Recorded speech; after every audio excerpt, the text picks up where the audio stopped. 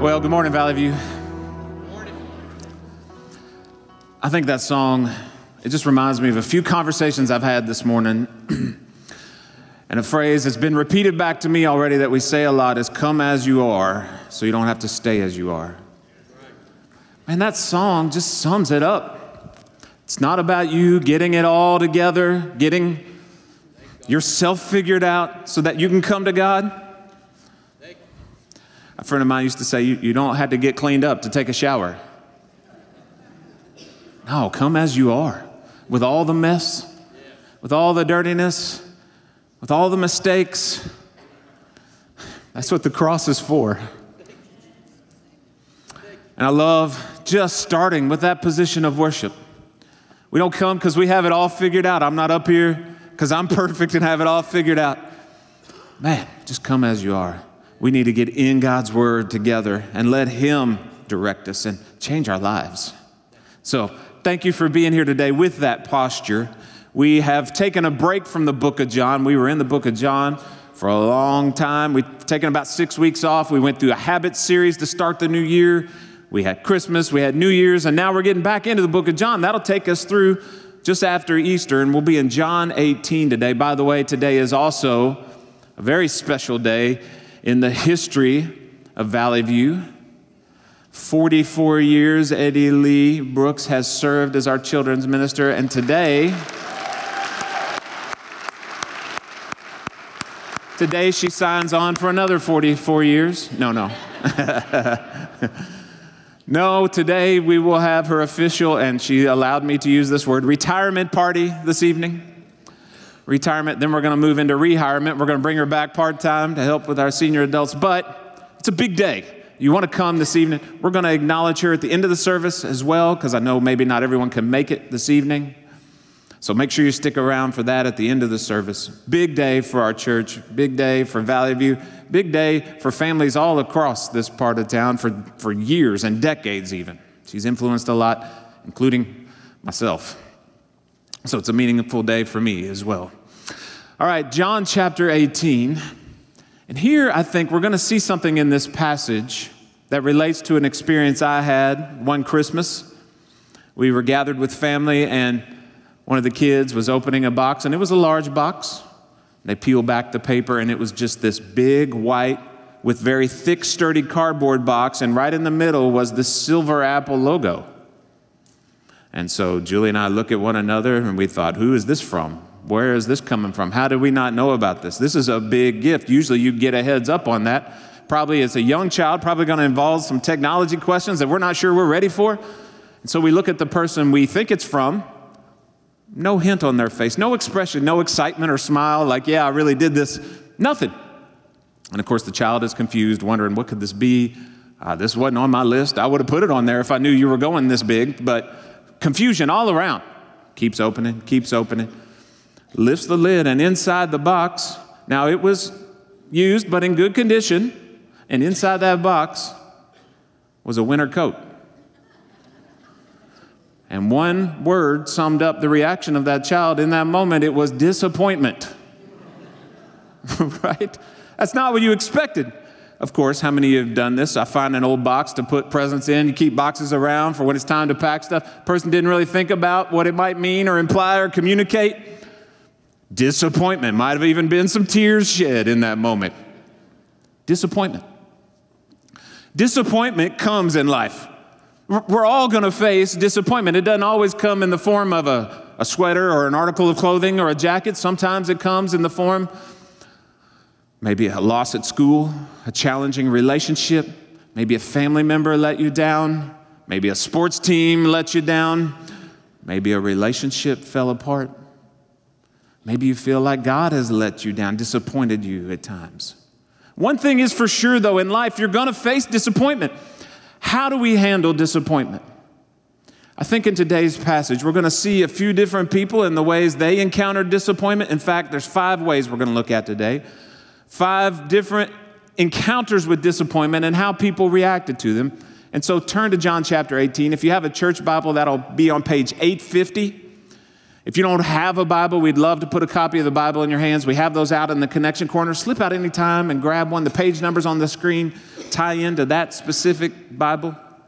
We're going to start by reading just the first few verses here of 18 and verses 15 through 17 and get our bearings for the story today. John 18, verses 15 through 17.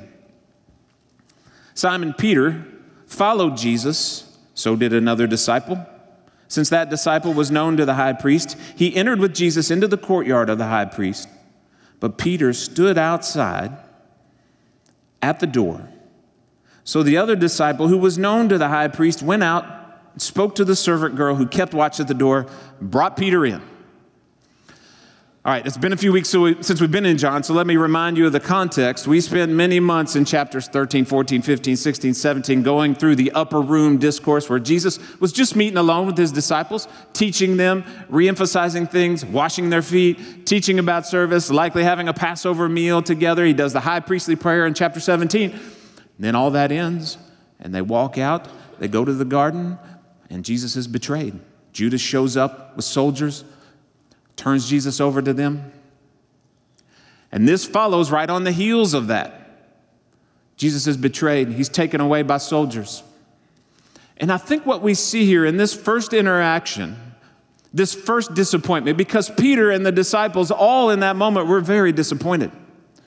They had a picture in their mind of who Jesus was and what he would do. They thought he would take over, get rid of the Roman rule. More than likely, they thought he would set up his kingdom as the new David, the new king.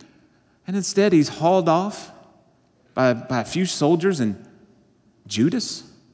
And he just willingly went along. He didn't stand up for himself, fight back, didn't calm the storm, use that same power against these. Man, there's disappointment in that moment. And so how does Peter react? And specifically in that moment, it says here, back at verse 15, Simon Peter followed Jesus, and so did another disciple. They followed, but the other Gospels, Matthew, Mark, and Luke, they use the phrase, they followed at a distance. In fact, that's the first reaction to disappointment we see here. Disappointment creates distance. I mean, if you've been disappointed in any relationship, it creates a distance. You back away from that person, whether that's a friend, loved one, or whether that's Christ. Disappointment creates distance. And Peter says, okay, I kind of want to know what's going to happen to Jesus, but I'm not all in like I was. This is the guy who said, I will follow you. I will die for you no matter what. But now he's disappointed. That resolve is just gone. Now we notice here as well, there's another disciple with him. He's not alone in this moment. We don't know, many of the disciples scattered, but at least these two say, we're going to find out what happens with Jesus. In fact, it says, so did another disciple. Now notice how it describes this disciple. That disciple was known to the high priest. He entered with Jesus into the courtyard of the high priest. That disciple was a little more on the inside, whether he knew the high priest or someone in there. He was more connected than Peter. He had more access, was able to stay closer to Jesus. Peter stood outside the door. So the other disciple, known to the high priest, went out, spoke to the servant girl, kept watching the door, brought Peter in. Now, who is this disciple here? There's some debate about exactly who that is. I'm just going to say, and first of all, we can't know 100% for sure, but I think the clues in the book of John point toward it being John the disciple. John often speaks of himself kind of in this mysterious way, the disciple whom Jesus loved, without naming himself, but clearly pointing to someone very close to Jesus. But when it says another disciple, later in chapter 20, he's described that way as well, as another disciple. And John, in the book of John, when he mentions people, he usually mentions them by name. He names people, even obscure people, like Malchus, the guy who got his ear cut off. He names Nicodemus, who goes to Jesus at night. He names Joseph of Arimathea, who comes to get the body. So he often names people. So I think it's John, but I think there's something else here going on. And I hinted at this last week, where you see a little bit of this rivalry between John and Peter throughout the book of John. You ever have these friends that it's a little bit of healthy rivalry with? And when you start to read it through that lens, you see a little bit of this humor. You know, the other disciple was actually on the inside. He knew the high priest. In fact, twice he mentions, yeah, I knew the high priest. I was close to him. And by the way, he had to come let Peter in on the inside. Start to see a little bit of that friendly rivalry. I'm just a little bit better than you are, Peter. Again, who knows exactly? But you've had these kind of friendships. I got a couple of guys I've known since college, good friends. We hang out a couple of times a year together. We're on the phone often, texting all the time. And we'll share stuff with each other. We feel like God's working on our lives. We read a good book, hear a good sermon. I heard of this great sermon from Tim Keller recently on envy.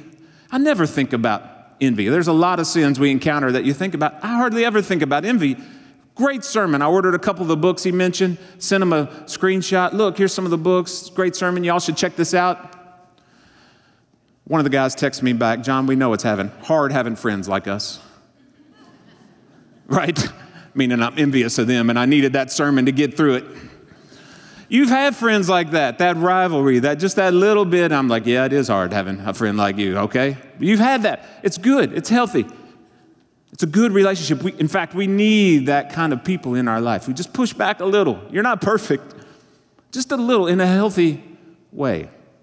This is likely John and Peter or John, even in the midst of the distance, even in the midst of the disappointment, they're still staying near. They haven't abandoned everything completely. But there's distance, and they got to deal with that. Now, what's the second reaction we see here to disappointment? Keep reading. Look at verse 19. 17. Look at verse 17. The servant girl at the door said to Peter, you also are not one of this man's disciples, are you? He said, I am not. Now the servant and officers had made a charcoal fire because it was cold, and they were standing and warming themselves. Peter also was with them, standing and warming himself. What we see here, first we see the servant girl who had let him in immediately recognize him, and she asks him, are you one of his disciples? And the tone here in the grammar is kind of embedded this tone of a little bit of hesitation. I'm a little bit just not exactly sure. Yet it also carries a little bit of the tone of a sneer. Could you really be someone who followed him? How dare you even?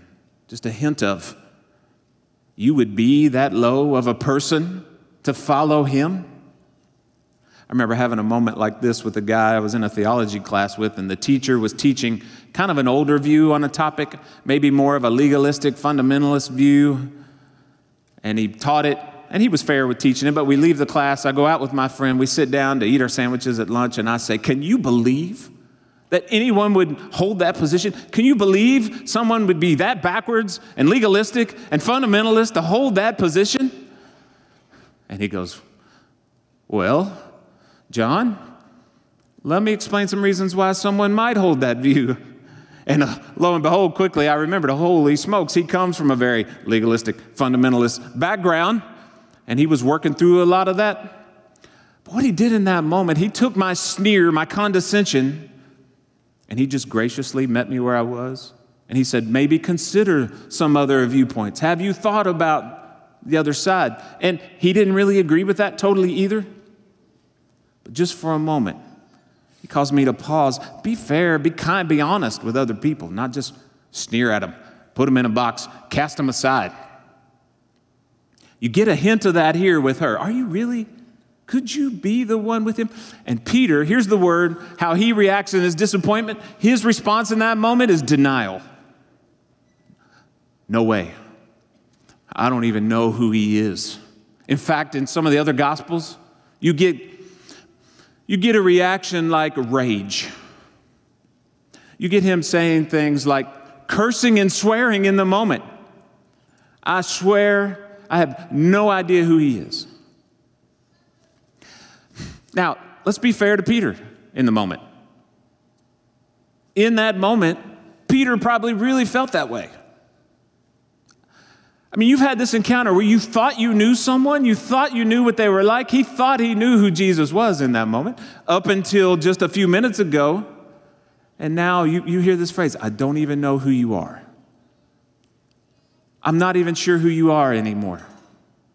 And so part of Peter was just being very honest. I don't even know him. Okay, fair enough, Peter. Fair enough. And look, I'm guessing some of us have been there before. I thought my God was this way. This is the picture I had painted of God. This is what I had been told who God was. And then you see, whoa, oh, he's let me down. That's not who I thought he was. I don't know that I even know him. And Peter in this moment responds strongly with denial. He comes on strong. In fact, this whole passage, when you unpack this section we're looking at, verses 15 through 27, the whole point is this contrast between how Jesus handles disappointment, between how Peter handles disappointment, and how Jesus handles disappointment. Jesus is sandwiched in between Peter's denials. And at the center, you see how he reacts to disappointment versus how Peter reacts. In fact, we're going to see now what Jesus does in this moment. Because Jesus, they're all most likely in the same courtyard. This is all going on here within probably sight of one another, probably within sound of one another. What happens with Jesus here? Let's look at this next section of verses, verse 19 through 24. The high priest then questioned Jesus about his disciples and his teaching. Jesus answered him, I've spoken openly to the world. I've always taught in the synagogues and in the temple where all the Jews come together. I've said nothing in secret. Why do you ask me? Ask those who have heard me what I said to them. They know what I said. When he had said these things, one of the officers standing by struck Jesus with his hand, saying, Is that how you answer the high priest? Jesus answered him, If what I said is wrong, bear witness about the wrong. But if what I said is right, why do you strike me? Annas then sent him bound to Caiaphas, the high priest. In this section, I think we're going to see two responses to disappointment, two different responses to disappointment. And of course, we know Jesus knows in this moment. He knows he has disappointed his disciples. He knows they had different expectations. That's what a lot of the upper room discourse was about. It's him trying to clarify. Look, guys, you think you know who I am. Here's who I really am. Be ready. Here's what's coming. You're going to disperse, but then endure. Over and over again. He knows he let him down. By the way, a good reminder, a good side note related to that is just be aware you're going to let people down in life. You are. There's going to be people who are disappointed with you because of decisions you've made, even the right ones, even the good ones. And by the way, you will let people down as well. You are going to disappoint people, and they're going to disappoint you. It's going to happen. It happened to Jesus. Jesus, who was perfect. It happened to him. And notice in that moment, he didn't go, well, I guess I need to change my whole plan. People are disappointed in me. Let's rethink this whole thing. Let's back up. Hold on. No. He still knew he was headed the right direction. And yet he's still facing a challenging interaction here. He's talking with Annas. Annas is called the high priest in this moment. That's confusing because he'll call Caiaphas the high priest, but it's much like Annas wasn't the active high priest, Caiaphas was, much like you'll call a former president, Mr. President, still considered that way. But Annas confronts Jesus. And here's the word that I think sums up the way Jesus handled all of that disappointment that's swirling in this moment. Just one word. Jesus defends. In the midst of the accusations, in the midst of the disappointment, he defends. Look back at what he says. When Annas questions him, he says, I've spoken openly to the world. This is verse 20. I've always taught in synagogues and in the temple. Look, this is who I am. This is what I've done. You can check it with your spies that have been following me around in the crowd. You already know the truth. Jesus, in that moment, just pauses to stand for truth. He doesn't pretend. He doesn't change his message. He doesn't become someone else. He doesn't cater to the disappointment. No, look, here's what I've done. It's true. You've seen it. You can verify it. And he's kind of also in a subtle way, this whole process is a mess. He's kind of subtly calling him to also stand for truth. Look, you know you've drugged me out at night. I'm not in front of a real tribe. You've used these rogue soldiers. This isn't done right. So Jesus responds in defending himself in this moment. Notice how Annas responds, though. Annas in this moment, the word he uses, I think, that sums up his reaction to this disappointment, because he obviously is disappointed in Jesus. I mean, they've tried to hint over and over again, we don't want you doing this. We don't want you teaching. Know your place, Jesus. His disappointment, though, turns, I think the word to use here, it turns to disdain. Disdain, hatred, contempt. How dare you mess up my plan? How dare you undermine my authority and plan and power? In fact, in this moment, his disdain, it turns to violence. One of his cronies smacks him across the face, likely kind of some backhanded slap in that moment. And it's really interesting to see how Jesus responds. You look at verse 23, after he gets hit, verse 23 says, notice it doesn't say, and Jesus hitting him back said, no. Jesus defends himself, but he's not defensive. You understand the difference. No, Jesus answered him. And in the midst of Annas' disdain, hatred, he said, no, look, if you have reason, defend that. And here's what happens, Annas. And when you back someone into a corner and they're at the end of logic, they go to anger, they go to violence. Tim Keller talks about how anger often reflects the idols in our heart, the thing we must protect and defend above all else. You see that coming out here? And he knows, I've got nothing left. And he sends him on to Caiaphas, the next step of the process. His heart remains hard. The disdain and hatred stays there. He doesn't soften at all.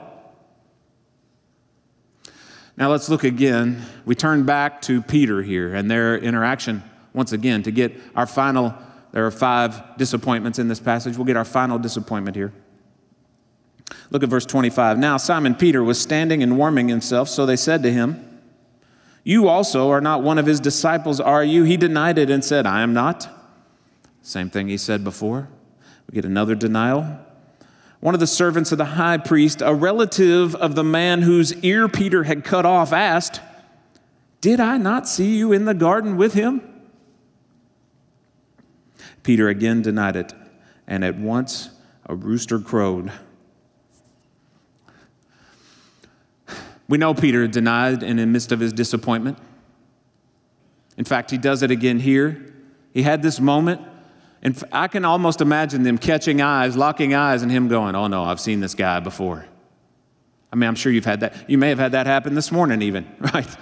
I had that happen once at church. When I first came back here, when I first came as pastor, I had grown up here, and I knew one of the things that would happen is there would be lots of little old ladies I hadn't seen in 30 years who would remember me, and I wouldn't remember them, and I thought, how am I going to navigate this? And I was at this dinner, and I was sitting at the table, and I got seated right next to a lady, and right away, oh, no, I know who she is. Who is she? I can't remember her name, and I'm searching for hints the whole time, glancing at her, and I'm looking for help for someone. No one's offering me any help. Finally, she turns to me and goes, you've been staring at me this whole time trying to figure out who I am, haven't you? I said, yes, you got me. Guilty as charged. Tell me, please, help me out. I'm sorry. I used to drive you to elementary school every day for years. Yes, I remember. Right away, I remembered. Yes, I know. Thank you. I'm sorry. You have changed a little. Give me a little bit of credit. So have I. Peter, in this moment, oh, who is this guy? I know this guy. You cut off my family member's ear. Yes, I remember that. That's pretty memorable. Nope, wasn't me. Peter denies it in the moment. And then what happens? The very thing that Jesus predicted, you will deny me and a rooster will crow. And we don't see it here. You got to jump across Matthew, Mark, and Luke, the other gospel accounts. But his response to that in that moment, I would say dejection, utter dejection. In fact, it says he ran out and he wept and cried and wailed. One of them, translations, he wept bitterly. I'm not crazy about that word, wept bitterly. It makes it sound like his tears were bitter or he was a bitter person. That word also severely. It also is used to translate to describe the roar of a lion as ferocious. He's wailing. He's inconsolable. Okay? His heart is at its desperate end. He is in complete regret for having done something he thought he would never do.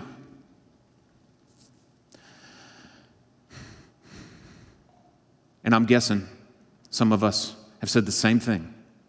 I thought I would never do that. I thought I would never cross that line. I swore that would never happen.